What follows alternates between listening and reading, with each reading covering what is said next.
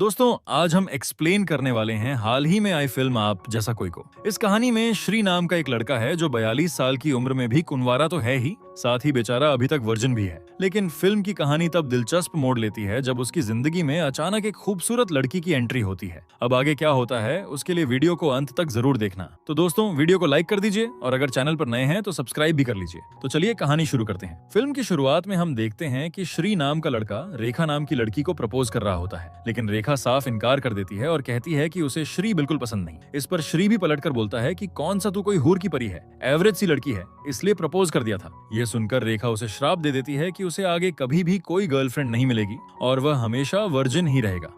ये सुनकर श्री उदास होकर वहां से चला जाता है। इसके बाद कई सालों का टाइम जंप दिखाया जाता है। अब श्री 42 साल का हो चुका था और अभी तक उसकी शादी नहीं हुई थी। वह अकेले अपने घर में रह रहा होता है और अकेलापन ही उसकी जिंदगी बन चुका था। एक दिन श्री अपने बड़े भाई भानु के घर जाता है। बातचीत में पता चलता है कि भानु एक रियल एस्टेट कंपनी चलाता है और उसका स्वभाव काफी सख्त है। वह श्री को ताना मारता है कि कब तक अकेले ऐसे ही जिंदगी काटेगा। यह सुनकर श्री चुपचाप वहां से चला जाता है। रास्ते में उसकी भाभी कुसुम का कॉल आता है जो उससे अचार के जार के बारे में पूछ रही थी। असल में कुसुम को खाना बनाने का बहुत शौक था, लेकिन बाहर जाकर काम करने की इजाजत नहीं थी, इसलिए वह घर में ही अचार वगैरह बनाती रहती थी। श्री उन्हें अपनी माँ जैसा मानता था। इसके बाद श्री अपने स्कूल पहुंचता है जहां वह संस्कृत का टीचर था। यहाँ राकेश नाम का बच्चा श्री का मजाक बनाता है और बाकी बच्चे भी श्री के वर्जिन होने की बात पर हंसते हैं, लेकिन श्री ज्यादा कुछ बोल नहीं पाता और चुपचाप निकल जाता है। फिर श्री अपने दोस्त दीपक से मिलने जाता है जहां दोनों फिर से श्री की शादी की बात करने लगते हैं। यहाँ हमें पता चलता है कि श्री ने अब तक जिन भी लड़कियों से मिलने की कोशिश की,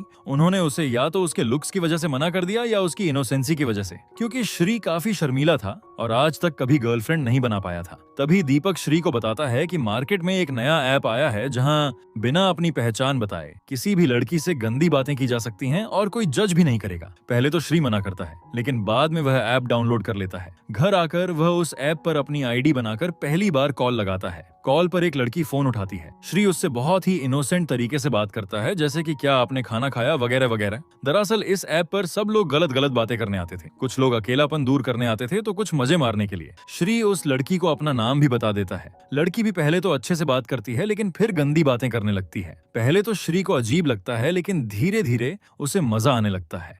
वो लड़कियों श्री के नाम को बहुत सेक्सी सी आवाज में पुकारने लगती है। लड़कियों का ऐसे पुकारना श्री को बहुत पसंद आता है। अब वो खुश हो जाता है। अब श्री रोजाना उसी ऐप पर कॉल करके अनजान लड़कियों से बात करने लगता है और उसे ये सब अच्छा लगने लगता है। कुछ दिन इसी तरह गुजरते हैं। इधर हम श्री के भैया भानु और भाभी कुसुम को देखते हैं। कुसुम जैसे ही भानु के करीब आने की कोशिश करती है, भानु उसे दूर कर देता है, जैसे कि उससे बोर हो चुका हो। यह बात कुसुम को बहुत बुरी लगती है। एक दिन बातचीत में कुसुम भानु से कहती है कि वह अपना क्लाउड किचन खोलना चाहती है, लेकिन भानु मना कर देता है, जिससे कुसुम और भी उदास हो जाती है। एक दिन जब कुसुम अकेले बैठी होती है, तभी उनका पड़ोसी जॉय वहां आता है और उसके अचार की खूब तारीफ करता है। यह सुनकर कुसुम खुश हो जाती है। वहीं जॉय श्री की भी बात करता है, क्योंकि उसकी भांजी अभी सिंगल थी और वह श्री से उसकी बात करवाना चाहता था। कुसुम यह बात श्री से कहती है और श्री और जॉय की भांजी की मीटिंग फिक्स करवा देती है। श्री पहले तो मना करता है और कहता है कि पक्का कोई अजीब सी लड़की होगी,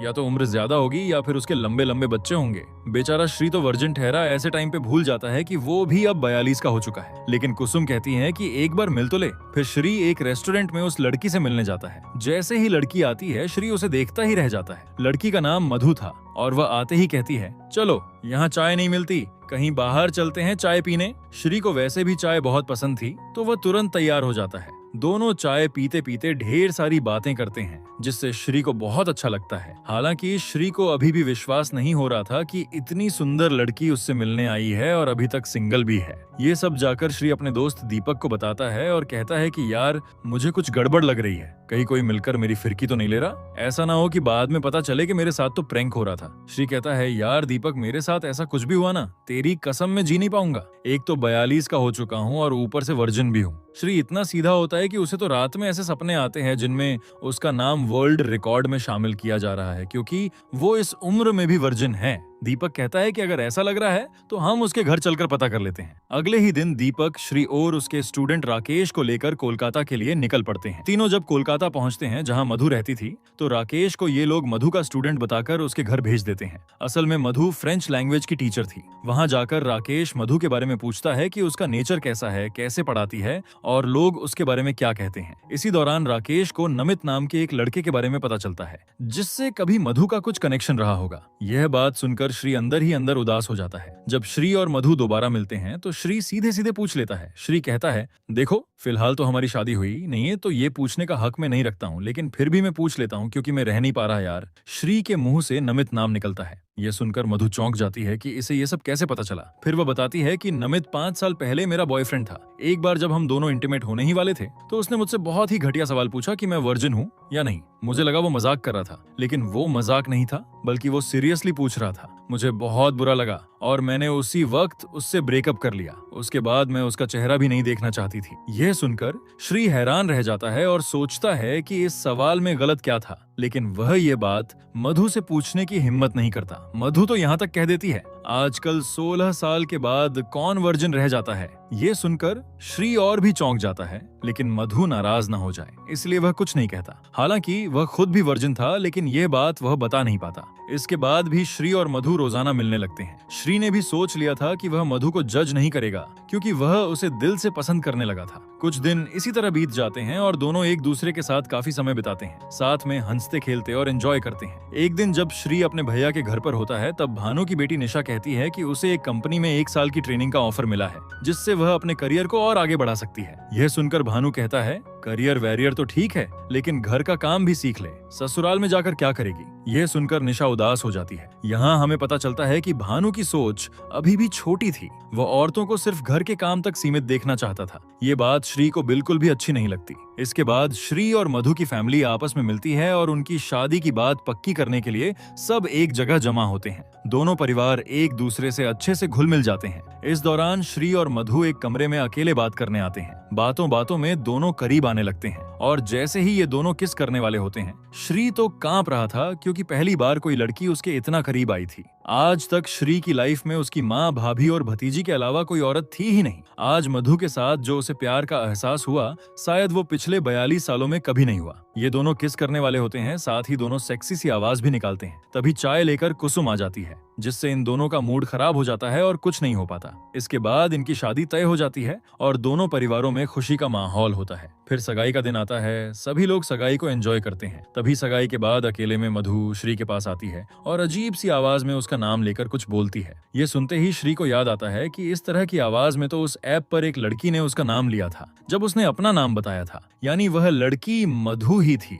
जो उस ऐप पर उससे बात कर रही थी। जब श्री घर आता है, उसका दिमाग इसी सोच में उलझ जाता है कि मधु उस ऐप पर क्या कर रही थी। वह सोचने लगता है कि न जाने मधु ने कितने आदमियों से उस ऐप पर गंदी बातें की होंगी। अब श्री के दिमाग में मधु के कैरेक्टर को लेकर सवाल उठने लगते हैं और वह सोचने लगता है कि कहीं उसने गलत लड़की को हाँ तो नहीं कर दी। ये बात श्री अपने दोस्त दीपक को भी बताता है। दीपक भी परेशान हो जाता है और कहता है, भाई उस ऐप पर न जाने कैसी कैसी लड़कियां आती होंगी, तू एक बार फिर सोच ले। सोच कर श्री का दिमाग खराब हो जाता है और वह मधु का कॉल भी उठाना बंद कर देता है। फिर एक दिन मधु श्री का पता निकालकर उससे मिलने पहुंच जाती है। उस वक्त श्री दूसरे शहर जाने की तैयारी कर रहा होता है। मधु गुस्से में पूछती है, तुम मेरा फोन क्यों नहीं उठा रहे? तब श्री गुस्से में कहता है, तुम उस ऐप पर क्या कर रही थी? यह सुनकर मधु कहती है, जैसे तुम टाइम पास करने आए थे वैसे ही मैं भी उस ऐप पर टाइम पास करने आई थी, इसलिए तो मैंने सगाई के बाद ही तुम्हें हिंट दिया था कि मैं वही लड़की हूँ। मधु आगे कहती है, जब तुमने उस ऐप पर मुझे अपना नाम बताया था और जिस तरह तुमने मुझसे अच्छे तरीके से बात की थी, तब मुझे लगा था कि तुम दिल के बहुत अच्छे इंसान हो।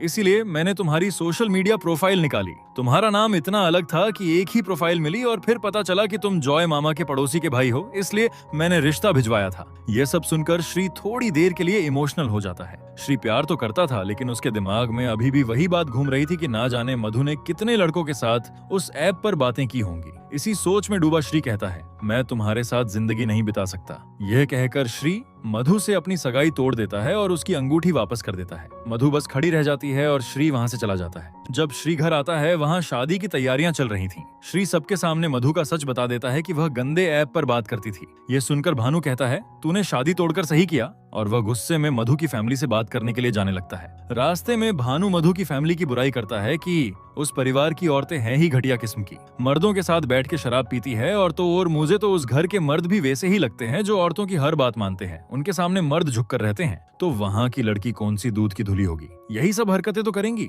ये बात कुसुम को अच्छी नहीं लगती। उधर मधु ने भी अपनी फैमिली को सच बता दिया था, लेकिन मधु की फैमिली ज्यादा ओवर रिएक्ट नहीं करती। उनका कहना था कि इंसान अपनी मर्जी से जो चाहे वो कर सकता है। इसके बाद जब दोनों फैमिली आमने सामने आती हैं, भानु वहाँ भड़कने लगता है। तब मधु की फैमिली भी जवाब देती है और इस तरह रिश्ता पूरी तरह टूट जाता है। इसके बाद भानु श्री की कुंडली पंडित को दिखाता है ताकि उसके लिए अच्छी लड़की मिल सके। कुंडली के दोष मिटाने के लिए श्री की शादी एक पौधे से करा दी जाती है। हालांकि इस दौरान श्री को मधु की याद आ रही थी। उधर मधु भी श्री को याद करके काफी उदास थी, क्योंकि दोनों एक दूसरे को चाहने लगे थे। कुछ दिन ऐसे ही बीत जाते हैं। एक दिन मधु के मौसा के पास वेन्यू वाले का फोन आता है, जो शादी का पूरा पैसा मांग रहा था, क्योंकि भानु ने वेन्यू के पैसे देने से मना कर दिया था। यह सुनकर मधु अपने मामा जॉय को छेड़ने लगती है, क्योंकि जॉय का डाइवोर्स हुए काफी साल बीत चुके थे। मधु कहती है, आप ही कोई लड़की ले आओ, हम आपकी शादी करवा देंगे। इस पर जॉय शर्मा जाता है। इधर निशा अपने पापा से कहती है कि उसे अगले हफ्ते कोलकाता निकलना है अपने काम के लिए। इस पर भानु कहता है,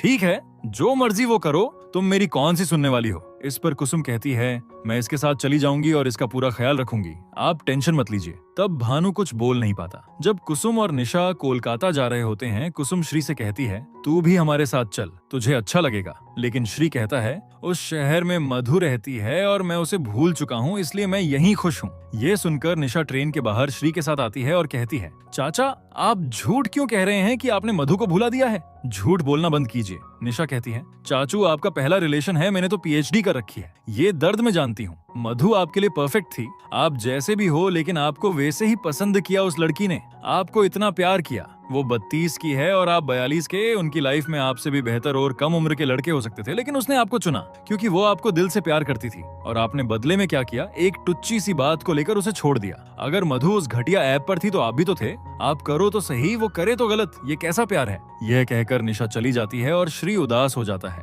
इसके बाद श्री दीपक के सामने रोता है कि वह मधु को भूल नहीं पा रहा। दीपक कहता है, थोड़ा टाइम दे, सब ठीक हो जाएगा। लेकिन अगले ही पल श्री मधु से मिलने उसके स्कूल पहुंच जाता है। वहां वह देखता है कि मधु अकेली बैठी है। जैसे ही वह उससे अपने दिल की बात बताने वाला होता है, तभी वहां नमित आ जाता है, जो मधु का एक्स था। नमित आकर मधु से अपने किए की माफी मांगता है और दोनों बाहर रेस्टोरेंट में बात करने निकल जाते हैं। श्री भी चुपके चुपके उनके पीछे जाता है। जब श्री से यह सब बर्दाश्त नहीं होता तो वह सीधा मधु के सामने आ जाता है और नमित को वहां से हटाकर मधु से कहता है, देखो मधु, ऐप वाली बात पर अगर मेरी जगह कोई और होता तो ऐसे ही रिएक्ट करता, लेकिन अब सब ठीक है, अब मेरा गुस्सा शांत हो गया है, माफ कर रहे हैं हम तुमको। श्री मुस्कुराकर कहता है, चलो अब आगे से ध्यान रखना लिमिट में रहकर। ये सुनकर मधु कहती है, तुम होते कौन हो जो मेरी लिमिट डिसाइड करोगे? जब दो लोग प्यार करते हैं तो कोई किसी को बांधता नहीं है, लेकिन तुम तो अभी से मुझे बांधने की कोशिश कर रहे हो। यह कहकर मधु वहां से चली जाती है और श्री खड़ा देखता रह जाता है, क्योंकि वह अपने ईगो में था। उसे ऐसा लग रहा था जैसे सारी गलती उसी की थी